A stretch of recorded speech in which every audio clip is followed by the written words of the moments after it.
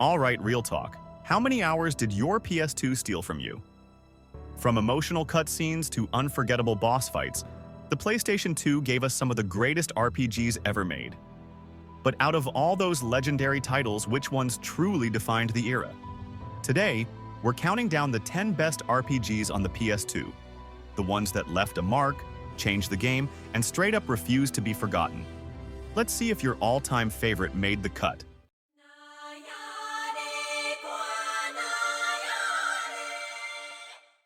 Suikoden 3 is one of those games that flew under the radar for a lot of people. But once you dive in, it grabs you and doesn't let go. It's got a setup that most RPGs wouldn't dare touch. 3 completely different protagonists, each with their own story, goals, and moral compass. You've got Hugo, a young warrior trying to protect his homeland. Chris, a respected knight torn between duty and truth. And Geto, a mercenary captain who's seen way too much. Now, the real kicker? You're not just rolling with a party of 5 or 6 characters. You're out here trying to recruit 108 people. Yeah, 108. And somehow, the game makes each one feel like they belong. They're not just filler, they've got stories, personalities, and reasons to be there. Some join for personal reasons, others by accident, and a few just because they vibe with your mission. And since each of the 3 protagonists has their own path, the game flips perspectives constantly, giving you a full 360 look at this massive conflict. By the time all their stories crash together, you're locked in. Combat switches things up too. Each lead character brings a different style to the battlefield, and the game constantly pushes you to think ahead. It's turn-based, but not in a lazy way. You've got formations, group attacks, and a duel system that makes certain battles feel way more intense. And this was the first Suikoden to go full 3D, which was a big shift for the series. It may not have aged like fine wine visually, but back then, it was a big deal. But the structure is what really makes it shine, though. You're not just following one path. You see the war unfold from different sides, and by the end, you're the one making the final call. Want a different perspective? Replay it. The game practically dares you to see the full picture. Sure, it's not perfect. No voice acting in a time when games like Final Fantasy X were already nailing it was a letdown. The camera could be annoying, and the soundtrack, while good, didn't always hit the emotional highs some fans were hoping for. But none of that overshadows what Suikoden 3 achieved. But even with those flaws, Suikoden 3 still stands tall as one of the best RPGs on the PS2, locking in a well-deserved score of 86 on Metacritic.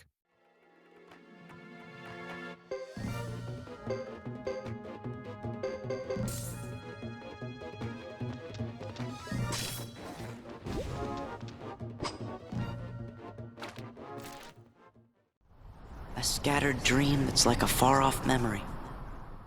Kingdom Hearts 2 is one of those sequels that didn't just live up to the hype, it crushed it. What started as a wild mashup of Disney and Square Enix turned into something way deeper. You're not just bouncing through Disney worlds for fun, you're digging into a layered story full of mystery, emotion, and some seriously mind-bending twists. Right from the start, the game throws a curveball. You don't even play as Sora at first. You're this quiet kid named Roxas, stuck in a weird, dreamlike version of reality, and nothing makes sense. It's slow, it's emotional, and it sets the tone for how wild this story's about to get. Then bam, you're back as Sora, teaming up with Donald and Goofy, jumping between worlds like the Lion King, Pirates of the Caribbean, and Tron, all while battling the shadowy Organization 13. These guys are tied to Sora's own past in ways that slowly unravel as you move forward. You've also got clones, alternate versions of characters, lost memories. Yeah, it gets complicated. But it's also what keeps you locked in. The combat is fast, flashy, and super satisfying. You've got your basic attacks, magic, summons, and then these insane drive forms that let Sora transform mid-fight into a total beast. It feels smooth, looks amazing, and never really gets old. And if you're into exploring every little corner, there's a ton of optional content to dig through. Tons of secret bosses, challenges, and collectibles that'll keep you busy for hours. Sure, the game's pretty linear. You're mostly going from cutscene to fight to cutscene. But the pacing works because the story constantly pulls you in. It's emotional, it's mysterious, and if you're a Disney fan, it hits all the right nostalgic buttons. Even the deeper lore stuff, like nobodies, hearts, and all that existential stuff, feels more grounded thanks to how personal the journey is for Sora and his friends. The only real drag? Those long loading times before battles. Yeah, they break the momentum a bit and can get annoying. Kingdom Hearts 2 is weird, emotional, action-packed, and totally unforgettable, landing an impressive 87 on Metacritic.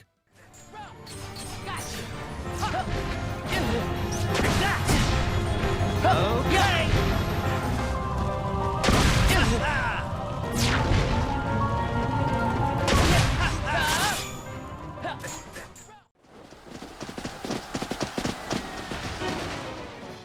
If you never played Dark Cloud 2, you missed out on one of the most creative RPGs on the PS2.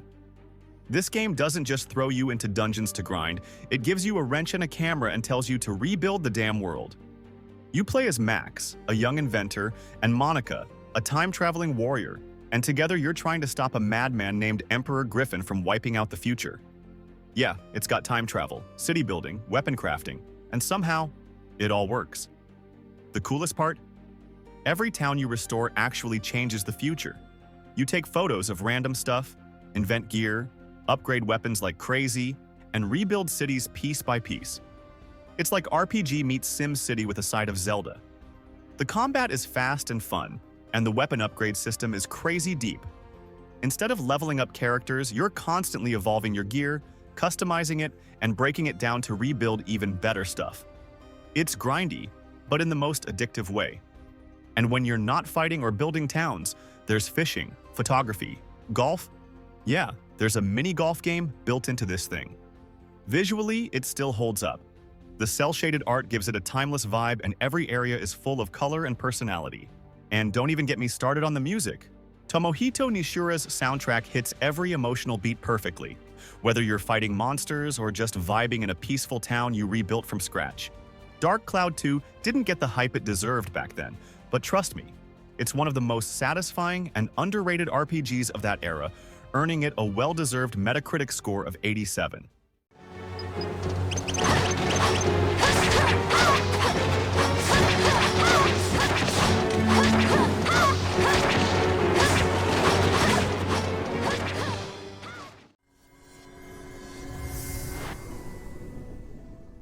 Back in the early 2000s, no one expected Final Fantasy to go full MMO, but Final Fantasy XI did just that, and it was a game changer. It took a huge risk by stepping away from the single-player formula fans were used to, and throwing us into a massive online world where everything felt unpredictable and alive. You needed a PlayStation 2 hard drive just to run it. And yeah, it ran on dial-up. Wild times. What made it special was how much it demanded from you. This wasn't a game where you could grind solo and breeze through content. You had to find a party, learn your role, and actually talk to people. And once the 2006 expansion, Treasures of Aht-Urgen, dropped, things got even crazier. New areas, brutal enemies, and fan-favorite classes like Blue Mage and Corsair. Yeah, that pirate class with a gun and dice mechanics? Total game changer. The world of Vana'diel felt massive. Travel took time. Quests weren't always clear, but that made every victory feel earned. And as more expansions rolled out, the game evolved with new content that kept veterans hooked and pulled in fresh blood. Sure, it wasn't for everyone. The learning curve was steep, the solo experience could be brutal, but built a foundation, both mechanically and spiritually, that Final Fantasy XIV would later perfect.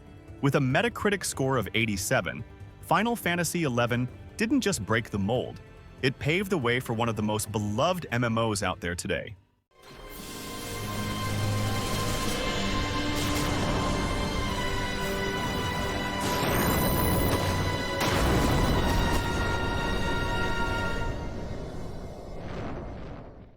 It is night as you enter the city, and it seems strangely deserted. If you were into dungeon crawlers back in the day, there's no way you skipped over Baldur's Gate Dark Alliance. This one dropped on the PS2 and hit hard with its mix of fast-paced combat, slick visuals, and straight-up addictive gameplay. Unlike some RPGs that bury you in menus and stats, Dark Alliance keeps things simple.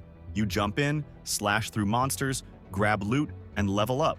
Easy to pick up, but tough to put down. Set in the Forgotten Realms, the game leans into that classic Dungeons & Dragons vibe, but without overwhelming you with the tabletop rules. You've got spells, traps, hidden chests, and enough hack-and-slash action to keep your thumbs busy for hours. Whether you roll with a sorceress, a dwarf warrior, or an archer, each class feels different enough to make a second run actually worth it. What really made this one stand out at the time was how clean it looked. For a 2001 game, those water effects, lighting, and animations were next level. Plus, the combat just felt right. Every swing had weight, every fireball had impact, and co-op mode? That was the real party. Grab a buddy and tear through the campaign together. It was chaos in the best way. Sure, the story isn't going to blow your mind, and yeah, it's kind of short. But the pacing is tight, the enemies hit hard, and the overall polish made it one of the best action RPGs on the console. There's a reason it snagged awards and still gets love today. If you missed it back then, Dark Alliance is one of those games that proves less can definitely be more. And with a Metacritic score of 87, it clearly hit the mark. My power's too weak.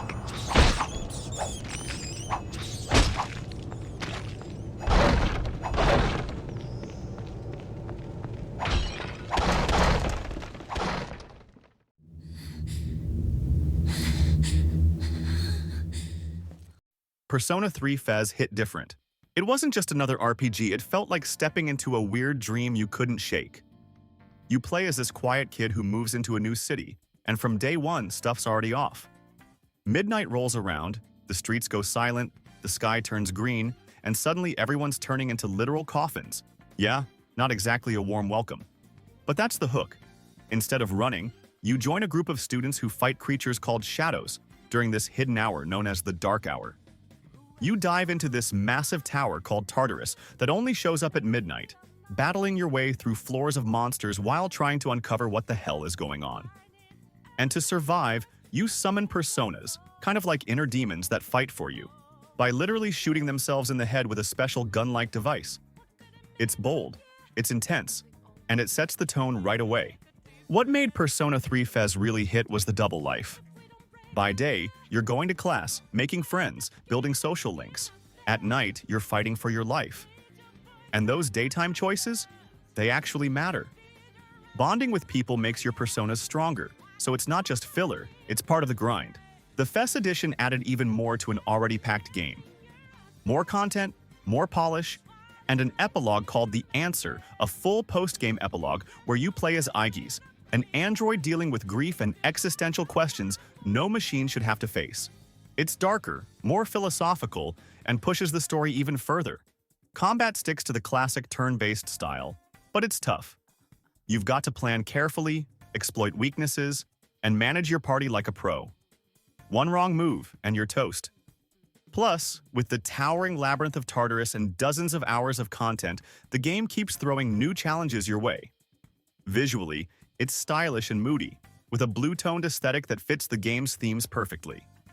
And the soundtrack? Absolute fire, catchy, weird, and unforgettable. It isn't just a step forward for the series. It's the game that defined what Persona would become.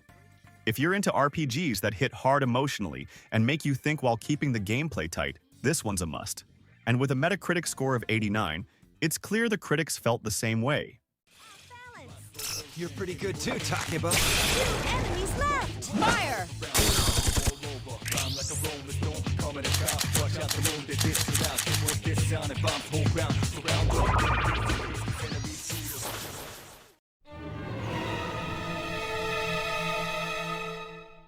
Dragon Quest VIII is the game that finally made the West sit up and say, okay, this series is something special.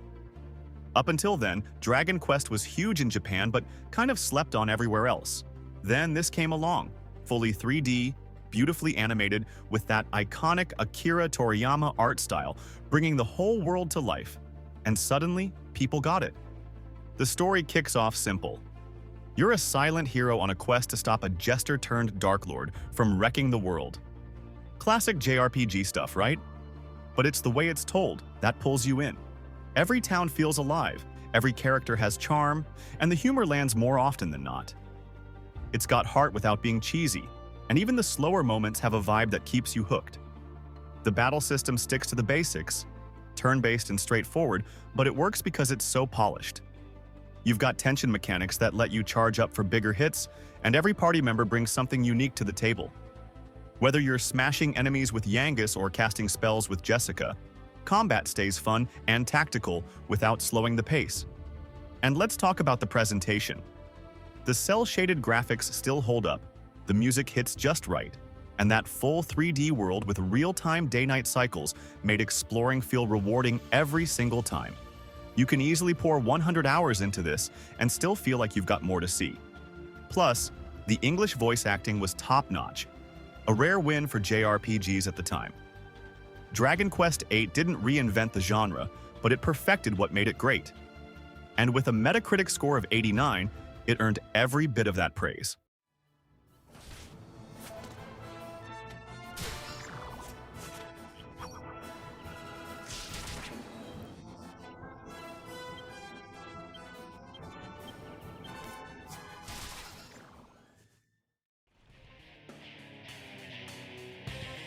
I am a shadow. Persona 4 is where the series fully found its identity and ran with it.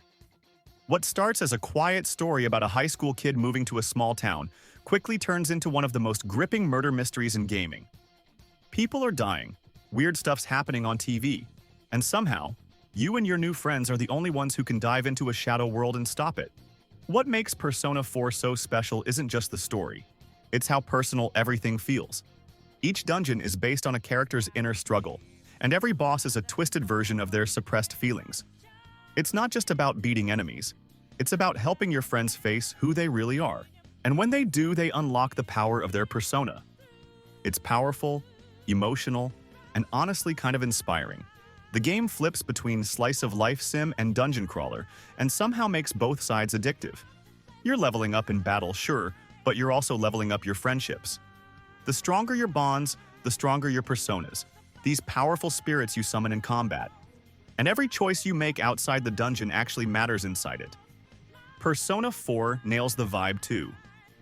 The music is catchy as hell, the art style pops, and the characters feel real, like people you'd actually want to hang out with. Plus, the mystery doesn't hand you answers.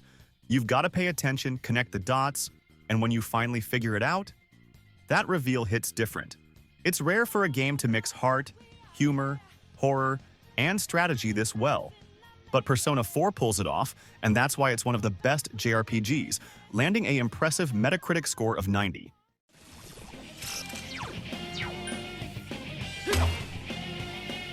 That's not gonna work! It's going to attack! Defend yourself!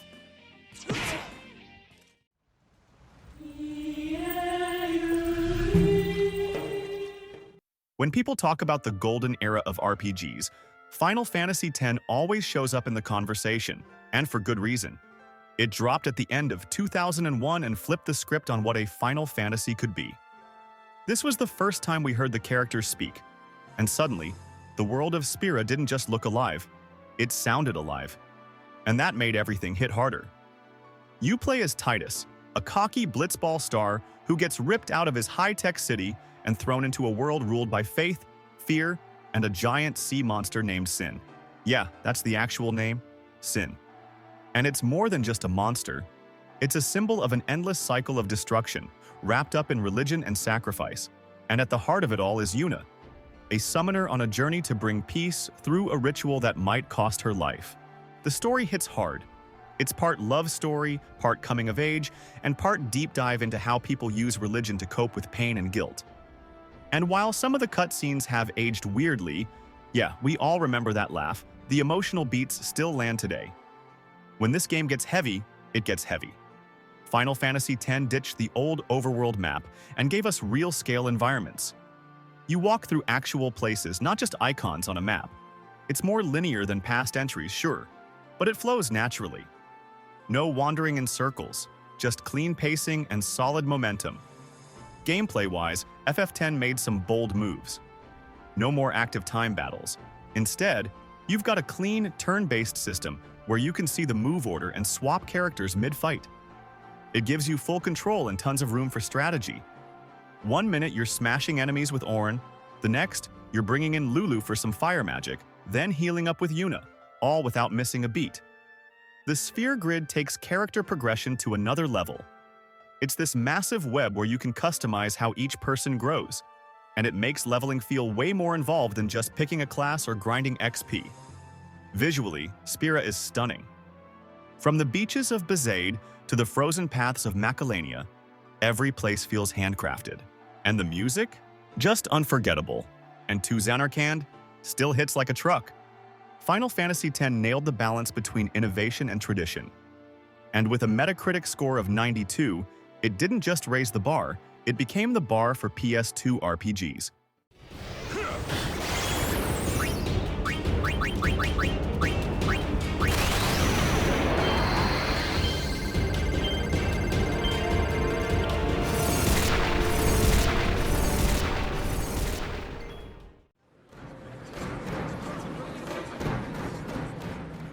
Final Fantasy XII took everything we thought we knew about the series and flipped it on its head. No crystals, no teen angst heroes saving the world with the power of love. This was political drama, full-blown empire wars, and backstabbing royal families. Set in the world of Ivalice, the game drops you into a full-blown conflict where kingdoms are falling, alliances are breaking, and freedom is on the line. You follow Vaughn, a street rat from Rabanastre, with big dreams and a bigger grudge. But let's be real, he's not the main event. The real heart of the story is Princess Ashe, fighting to reclaim her kingdom, and a ragtag group that includes sky pirates and fallen knights, all tangled up in a plot way bigger than themselves. The writing hits like a slow burn, it doesn't spoon-feed you. You've got to pay attention, but once it clicks, it's worth it. But what really flipped the table was the combat. No random battles and no classic turns. Instead, you had real-time fights with visible enemies, and a system called gambits that let you program your party's behavior. Want your healer to autocast Cure when someone drops below 50% HP? Done. Want your tank to focus only on flying enemies? Easy. It was like setting up a custom AI, and once you mastered it, the flow of battle felt effortless. The license board let you shape every character however you wanted. Your black mage could become a heavy-hitting knight if you wanted. It was all about freedom and experimentation, especially in later versions like the Zodiac Age. On top of that, the voice acting was a leap forward. British accents, dramatic delivery, and dialogue that felt straight out of a fantasy novel. It gave weight to the politics, the stakes, and the world itself. But let's be real, some players just weren't feeling it. The Gambit system, while brilliant for some, me included, made others feel like they were just watching the gameplay itself. And then there was the grind. The long stretches of open zones and respawning enemies could get repetitive fast, especially if you weren't into micromanaging. Also, the story took its sweet time getting anywhere, and a lot of people felt that Vaughn was kind of just there. Like, he was supposed to be the lead, but ended up feeling like a background character in his own game. And without a doubt, Final Fantasy XII is the most divisive game in the comments of my videos. But even with all the criticism, Final Fantasy XII is still a spectacular game, especially in the Zodiac Age version, where everything feels tighter, faster, and more balanced. It plays like a modern RPG, and honestly, it's more fun than most of what's out there today. And with a Metacritic score of 92, the numbers back it up.